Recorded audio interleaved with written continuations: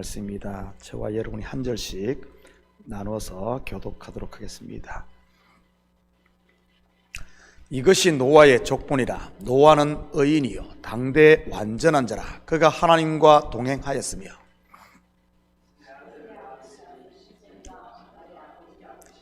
그때 온 땅이 하나님 앞에 부패하여 포악함이 땅에 가득한지라.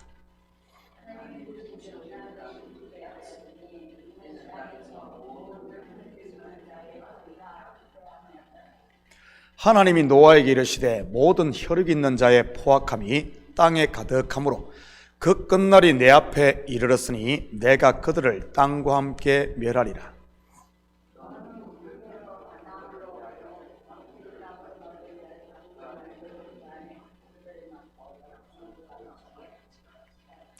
내가 만들 방주는 이러하니 그 길이는 300규빗, 너비는 50규빗, 높이는 30규빗이라.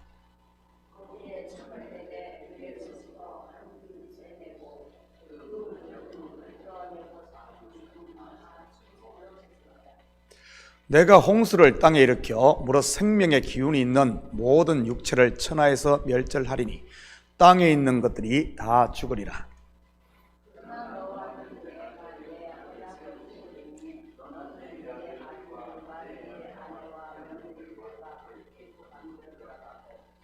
혈육 있는 모든 생물을 너는 각기 암수 한 쌍씩 방주로 이끌어들여 너와 함께 생명을 보존하게 하되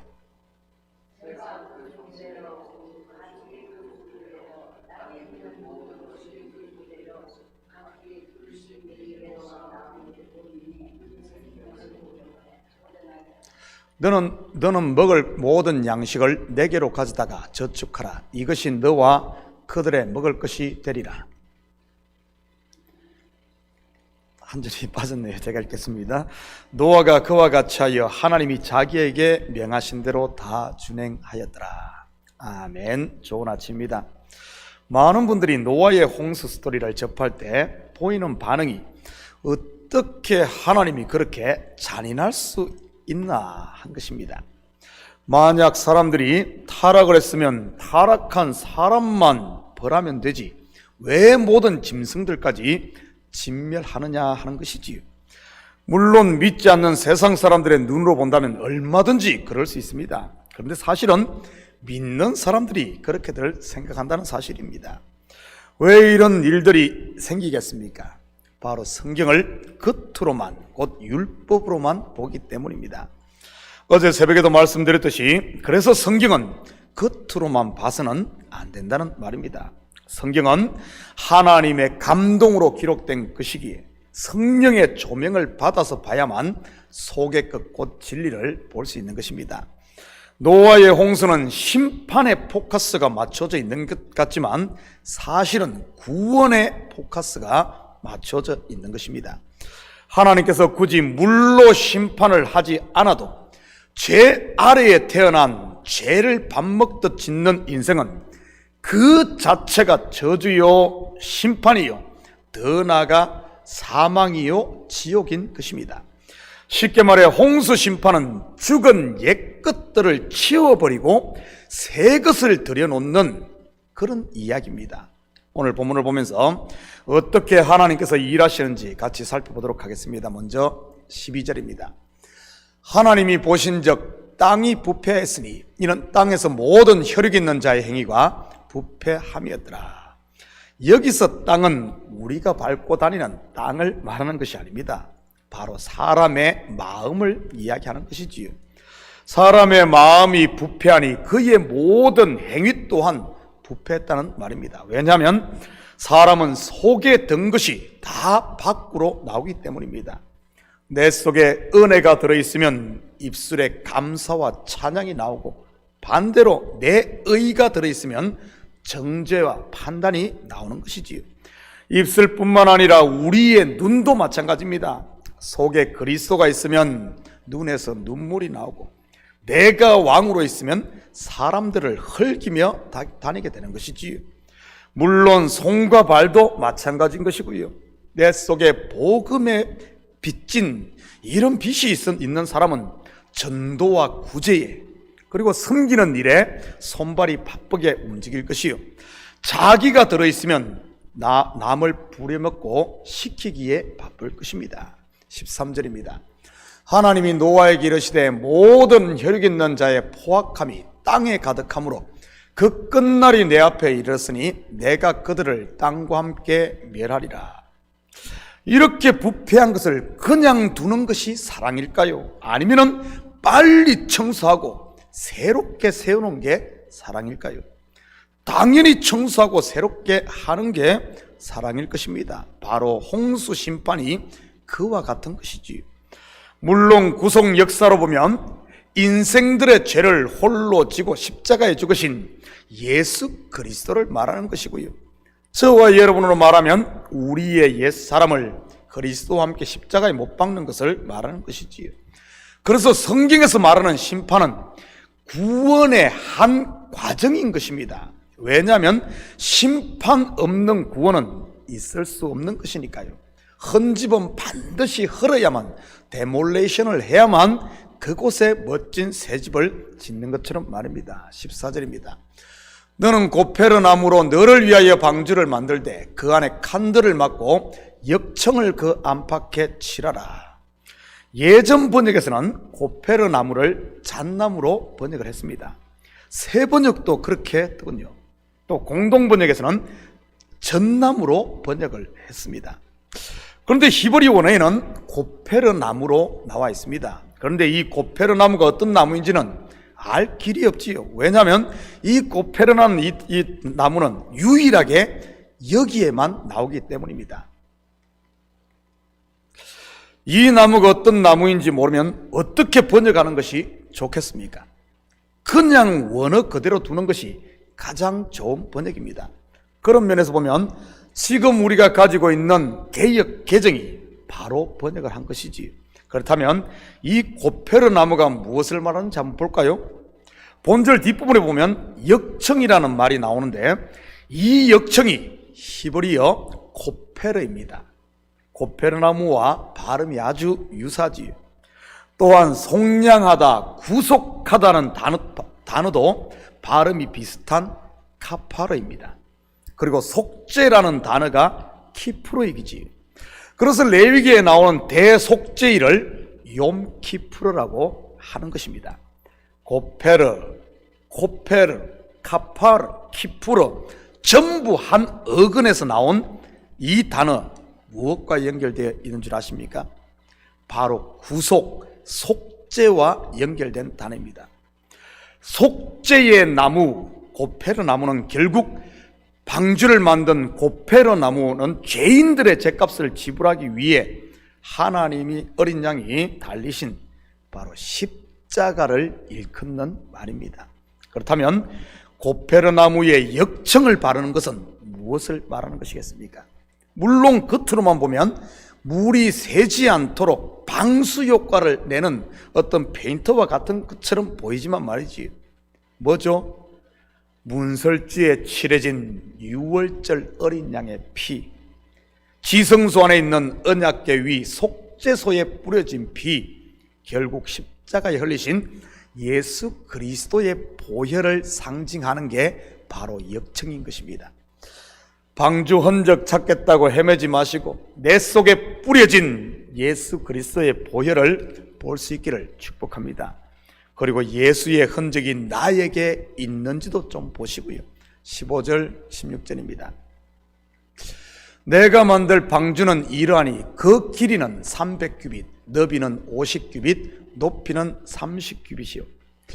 거기에 창을 내되 위에서부터 한 규빗에 내고 그 문은 옆으로 내고 상중하 3층으로 할지니라.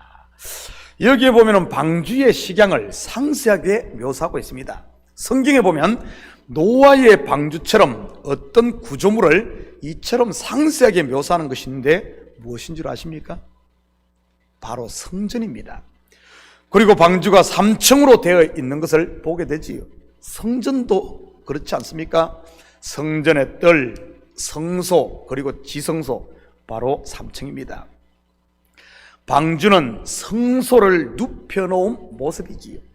이 방주에 들어가게 되면 죽을 죄인이 살게 됩니다. 성전이 그런 곳 아닌가요? 죄 지은 사람이 성전에서 제사를 드림으로 죄사함 받는 곳 말이지요. 무슨 말입니까? 방주는 바로 성전임을 말하는 것입니다. 물론 구약에 있는 모든 성전의 실체는 몸 성전으로 오신 예수 그리스도인 것이고요. 그렇다면 이 시대의 성전은 무엇이겠습니까? 고린도전서 3장 16절입니다. 너희는 너희가 하나님의 성전인 것을, 그것과 하나님의 성령이 너희 안에 계시는 것을 알지 못하느냐. 바로 성령을 받은 성도가 성전인 것입니다. 다시 말해 성전된 여러분이 방주라는 그런 말이지. 방주 찾아 산만리 떠돌지 마시고 여러분 속에 있는 믿음을 그리고 은혜를 잃지 말고 잘 지킬 수 있기를 축복합니다. 그리고 방주는 세상으로부터 구별되어 부름받은 성도들의 모임인 교회도 방주인 것이고요. 20절입니다. 새가 그 종류대로, 가축이 그 종류대로, 땅에 기는 모든 것이 그 종류대로 각기 둘씩 내게로 나오리니 그 생명을 보존하게 하라. 그렇다면 방주에는 누가 타게 됩니까? 바로 코로 기식하는 모든 생물들입니다. 땅에 기는 것으로부터 시작을 해서 공중에 나는 새까지 말이지. 물론 노아의 가족 8명을 포함해서 말입니다. 이것은 무엇을 말하는 것이겠습니까? 창세기 1장을 공부하며 제가 설명을 드렸듯이 성경에서 동물은 단순히 동물 자체만을 말하는 게 목적이 아니라고 했습니다. 이것을 모르면 방주에 동물들이 탔으니 동물들도 뭐 구원 얻는다는 이런 해괴한 논리가 나오는 것이지. 성경에 나오는 동물들은 다름 아닌 우리의 신앙 상태를 묘사하는 것들인 것입니다. 기는 것은 이제갓 예수를 믿고 거듭나 배로 기어다니는 아주 갓난 아이와 같은 신앙을, 물론 이들은 젖만 먹습니다. 4발 달린 짐승은 손과 발로 이렇게 기듯이 걷는 유아기를, 그리고 2발로 직립보행을 하는 사람의 단계를 거쳐 결국 하늘을 나는 새, 곧 하늘과 땅을 이어주는 왕같은 제사장이 되는 것이지요. 제사장이 땅과 하늘 사이에 중보자 아닙니까? 다시 말해 방주라는 교회 공동체 안에는 다양한 신앙의 단계를 가진 사람들이 함께 공존하고 있다는 사실을 이렇게 보여주는 겁니다. 도둑놈 같은 하나님의 자녀로부터 시작을 해 천사와 같은 성숙한 어른까지 말이지, 절대 획일적이지 않다는 말입니다. 이 다양성을 인정할 때 각 지체들이 화목할 수 있고 하나 될 수 있는 것입니다. 이러한 다양성 그리고 다름을 모르면 매 부딪히고 당을 짓게 되는 것이지요. 나보다 못하면 무시하고 나보다 나으면 시기 질투하고 말이지요. 똑같은 수준의 사람들만 모여 끼리끼리가 되는 것입니다. 그래서야 어떻게 신앙이 자라겠습니까? 10년이 가도 30년이 가도 똑같은 것이지요. 그러면서 그 안에서 지지고 볶고 그러는 것입니다. 은혜와 평강이 아닌 안절부절 울퉁불퉁 하면서 말이지요. 그렇지만 이 다양성과 다름을 제대로 알면 어떤 줄 아십니까? 믿음이 연약한 사람들은 끌어주고 나보다 믿음이 좋은 사람은 본을 삼아 닮아가고 믿음이 같은 사람은 서로 격려하고 도전하며 함께 자라가는 것입니다. 한마디로 건강한 공동체가 되는 것이지요. 은혜와 평강 그리고 사랑을 받고 누리게 되는 겁니다. 이것이 바로 하나님의 나라 방주 교회 공동체인 것이고요.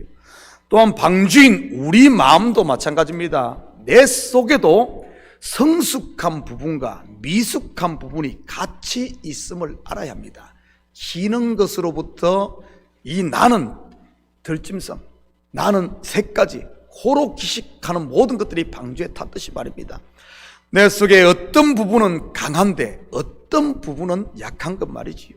그러기에 절대 교만하지 말고 좀 내가 약한 부분이 있다고 해서 낙심하지 말고 항상 깨어 있어야 하는 것입니다. 왜냐하면 선줄로 생각하는 순간 넘어질 수 있으니까요. 사랑하는 성도 여러분, 오늘 하루도 내가 성전이요 방주임을 잊지 마시고 감사와 찬양, 그리고 오늘 만나는 모든 분들에게 복음을 전하며 사는, 그리고 하나님의 나라를 누리며 사는 이런 복된 하루가 되시기를 예수님의 이름으로 축복합니다. 같이 기도하십시다. 사랑의 아버지 하나님, 참으로 감사를 드립니다. 성경 어디를 봐도 하나님이 우리를 사랑하시는, 우리를 구원하시는 그 손길만 있음을 보게 됩니다.